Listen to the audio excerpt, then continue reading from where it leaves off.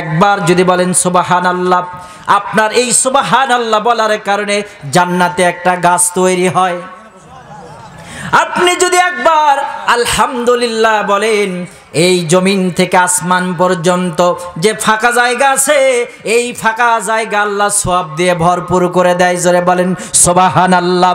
ও মায়েরা, আমার পর্দার অন্তরালে যারা মায়েরা আছেন, একবার যদি সূরা ইখলাস পাঠ করা যায়, কোরআনের 3 ভাগের 1 ভাগ তিলাওয়াত করার সওয়াব পাওয়া যায়। 3 বার যদি সূরা ইখলাস তিলাওয়াত করা হয়, পুরা কোরআন খতম দেওয়ার সওয়াব তার আমলনামায় দেওয়া হয়।